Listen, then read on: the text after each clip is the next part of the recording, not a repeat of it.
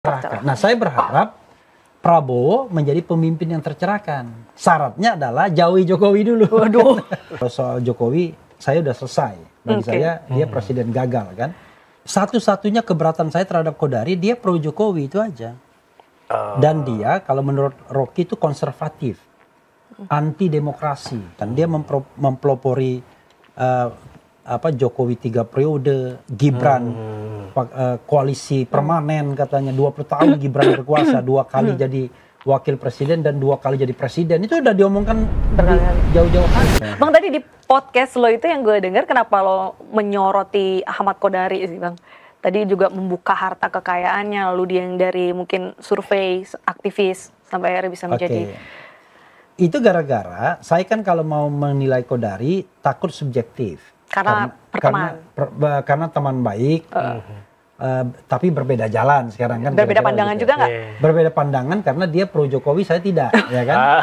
Abang pro siapa? Abang pro siapa? Jadi kan dia kan yang pertama kali Jokowi Prabowo, makanya saya bilang kalau soal Jokowi saya udah selesai. Bagi saya dia presiden gagal kan. Kalau ada yang mengatakan dia berhasil ya it's up to them ya kan. Tetapi bagi saya dia presiden yang gagal. Nah karena itu saya tunggu, ternyata Rocky Gerung yang ngomong duluan. Nah ketika Rocky Gerung ngomong, saya bahas Rocky Gerung. Tapi saya introduction-nya begini, itu harus diterima oleh Kodari. Karena dia sosok yang dikenal. Itulah nggak enaknya jadi sosok yang dikenal itu. Jadi ada enaknya, ada juga tidak enaknya. Karena apapun yang didapat oleh sosok yang terkenal ini, orang selalu ribut. Ya kan? Si Angga misalnya dapat 3 jabatan, nggak ada yang ribut. Padahal Komut Telkom itu sudah melanggar undang-undang, bro. Karena MK kan mengatakan wamen tidak boleh rangkap jabatan sebagai komisaris. Kok bisa dilanggar gitu? Lalu Kodari juga, ya kan? Dia komisaris di Pertamina Energi Hulu. Sudah kekayaannya 200 miliar lebih. Sampai apa loh? Iya. Kekayaannya itu 200 berapa ya?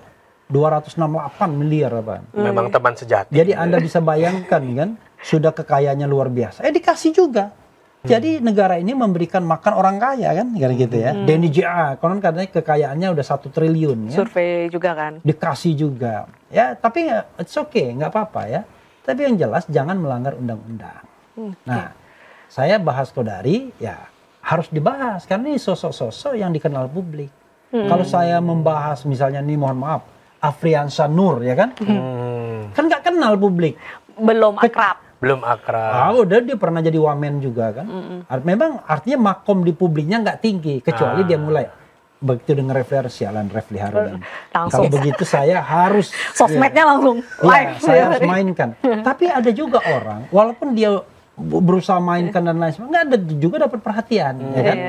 Kan begitu. Tapi kayak kalau ngomongin jabatannya Kodari ini kan, kalau Refli Harun ya yang penting ngomong, jabatan nggak penting ya kan?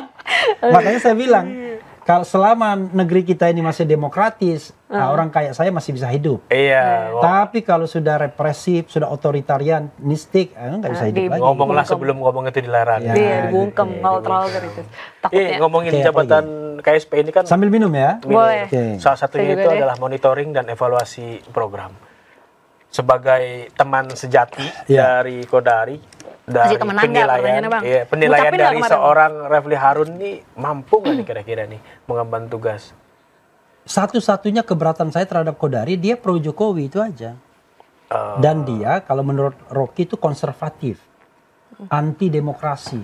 Kenapa? Karena dia tidak menginginkan perputaran jabatan, perputaran kekuasaan. Bayangkan dia mempelopori Jokowi 3 periode, Gibran koalisi permanen katanya 20 tahun Gibran berkuasa, 2 kali jadi wakil presiden dan 2 kali jadi presiden. Itu udah diomongkan jauh-jauh hari. Nah itu kan menurut saya menjadi sesuatu yang mendorong kecurangan. Belum lagi melegitimasi. Dulu survei itu ya, sebelum Jokowi kemudian mendukung Prabowo, Ganjar yang nomor 1 terus kan? Iya. Wah, survei nomor 1. Saya pernah, Hasan Nasbi pernah datang ke saya. kita udah 6 bulan terakhir ini udah nggak berubah lagi katanya survei. Ganjar nomor 1. Pas pemilu, 16%. coba you can see, kok paling rendah malah dia.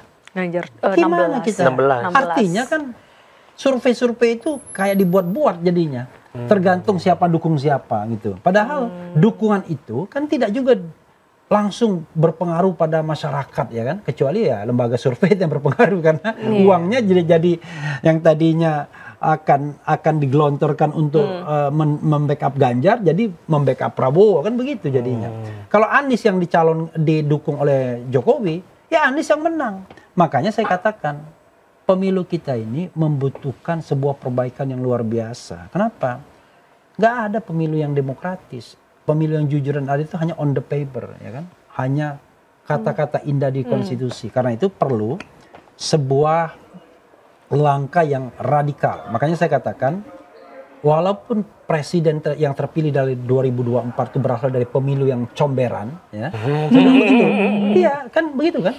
Tetapi saya berharap siapapun yang menjadi presiden menjadi unenlightened leader, menjadi pemimpin yang tercerahkan. Nah, saya berharap Prabowo menjadi pemimpin yang tercerahkan. Syaratnya adalah jauhi Jokowi dulu. Waduh. Benar-benar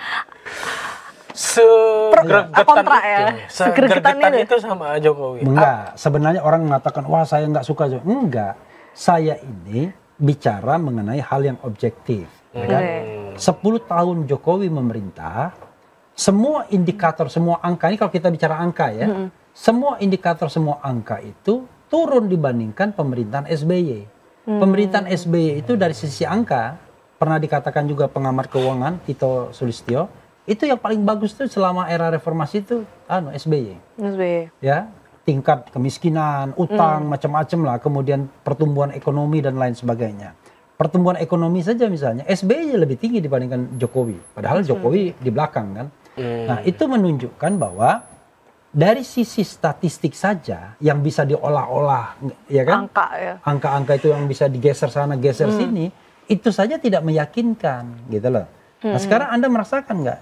Kita hidup lebih baik atau lebih banyak ancaman penganggurannya?